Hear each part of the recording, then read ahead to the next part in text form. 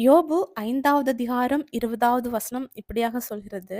பஞ்ச காலத்திலே அவர் உம்மை மரணத்துக்கும், யுத்தத்திலே பட்டயத்தின் வெட்டுக்கும் விலக்கி மீட்பார். நம்முடைய ஏசப்பா நம்மள எல்லா தீங்குக்கும் விலக்கி பாதுகாக்கிற தெய்வம். இந்த வசனத்த பார்க்கும்போது நம்முடைய வாழ்க்கையில பிழைக்கிறதுக்கு கூட வாய்ப்பே இல்லாத ஒரு இடத்துல கூட ஆண்டவரால நம்மள மீட்க முடியும்னு சொல்லப்படுது. இத கேட்டுட்டு இருக்க நீங்க கூட உங்க வாழ்க்கையில சில இடங்கள்ல ஃபுல் ஸ்டாப் வச்சுட்டு இருக்கலாம்.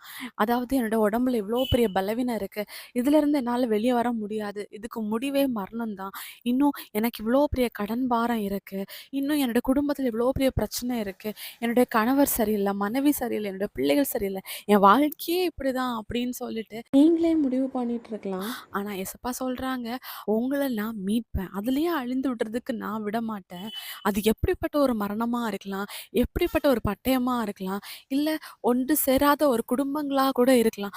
அங்கேருந்து கூட ஆண்டவர் உங்களுக்கு ஒரு விடுதலை தந்து, ஆண்டவரால உங்கள மீட்டு, பாதுகாத்து, சந்தோஷமா, சமாதானமா, குடும்பமா ஆண்டவரால உங்கள வாழ வைக்க முடியும். மரித்து போன லாசருவே ஆண்டவரால உயிரோட வெளிய கொண்டு வர முடியும் அப்டின்னா, இன்னைக்கு பட்டு போன உங்க வாழ்க்கையில கூட ஆண்டவர் ஒரு துளிர் விட வைப்பாரு.